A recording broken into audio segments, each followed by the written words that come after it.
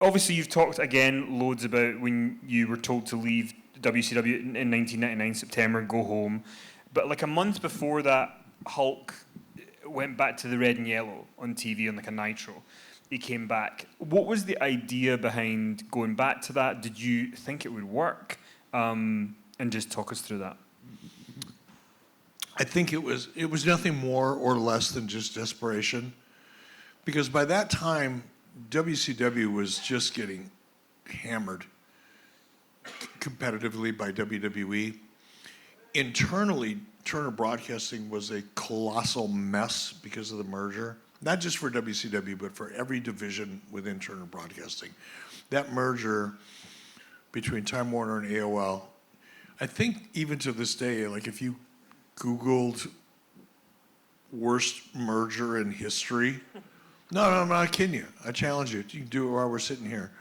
I'm pretty sure, at least in media, I'm pretty sure that AOL Time Warner merger will go down in history as the worst media merger in the history of media mergers. And it destroyed a lot of divisions within. Look at where CNN is today. You know, CNN is now a punch. It's a punchline. It's a punchline to a bad media joke. But prior to that merger, CNN was the leader in world news and well respected. Not anymore. There were so many examples within Turner Broadcasting of that, and WCW was a victim as well. Going back to, 98, when I talked about how we were over-delivering in all of our budgeting and forecasts, we were spending less money than we said we would, and we were making more money than we thought we would. Right about that time, actually in August of 1998, I got a call to come to a meeting in a different part of Turner.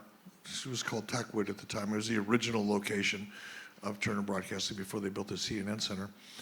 So I said, sure, I'll come to a meeting. I'm walking on water. I'm touching water and turning it into wine. I'm making money hand over fist. I can do no wrong. It was kind of like the golden child in Turner Broadcasting to a degree. My hair was long and scraggly. I had a half a beard on. I'd ride a Harley to work every once in a while, wear cowboy boots to the office. And I go into this meeting dressed like that, and I'm sitting there. There's about 15 people sitting at this long table that I'd never seen before. Well, a couple of them I knew, but most of them I didn't know. And they all went around the table and they introduced themselves and they proceeded to tell me what they think I should do to run WCW, how I should change WCW. Keep in mind, I'm over-delivering by leaps and bounds. I'm spending less money than I was allocated, and now they're telling me what I should fix. That was the beginning in August of 98. And I remember I came home and I told Lori, I was ready to quit. I was ready to resign. Peak of my career. I was ready to quit. And I thought, no, I can't quit, because I was loyal to Ted. And I was having fun. We were making great money and everything was good. But my instinct, I went, this is f***ed up. This is not good for WCW. This is going to be bad. But I didn't know how. Fast forward now to 1999, a year later, which is the time frame you're talking about, Turner Corporate had gutted WCW's budget. Even though it was approved a year in advance when we were making plenty of money and we had a lot of success, they were what's called in the finance business intercompany allocations. So they were taking a lot of money that was previously allocated to WCW and they were spinning it off into other divisions that they were trying to protect. So they were using our revenues and spreading it around to make other divisions look good. And this is all for the purposes of the merger, by the way. And taking losses from certain divisions and accruing them to WCW. For example, Turner Home Satellite, which I didn't give a f if we did business with them or not. I didn't need them, but we were forced to use them. All of a sudden, their losses are now my losses. That's called an intercompany allocation. It's perfectly legal, by the way. It's called GAAP, or generally accepted accounting principles, but it was devastating to WCW. At that point in time, I was spending 80% of my energy mentally trying to figure out how to fight that problem, meaning all of my energy was fighting internal battles, not creative battles, not the WWE, not negotiating contracts, not coming up with good ideas. 80% of my energy was focused on these people are me over in themselves, actually, but I knew that they didn't want WCW to continue to survive. So rather than using my head and being smart, I did what I've always done most of my life, was just fight and argue. And in my case, I believed incorrectly, but I believed because I had developed and I don't want to mislead people to thinking that Ted Turner and I were good friends and we hung out and had steak and like that. That never happened. But anytime there were serious issues involved and it could not be resolved any other way, it would be me sitting down in front of Ted Turner or somebody that Ted appointed, and I would always win. I get my way. So I'm thinking, well, I'm just going to fight these bastards. They're not going to do this to WCW. They're not going to do this to me. And I'd be picking fights with people that were so far up the food chain I couldn't see the heels of their feet.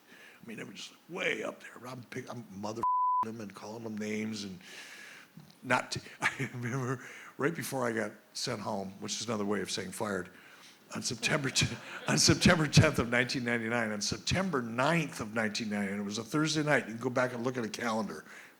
I'm telling you the truth. September 9th, 1999, it was a Thursday evening.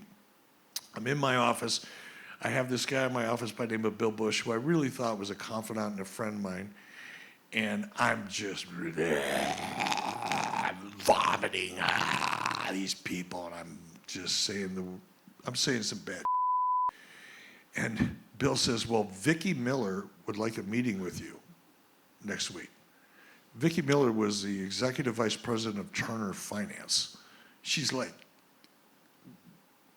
1.5 notches below Ted. I went, F her. If she wants a meeting with me, she can come to me.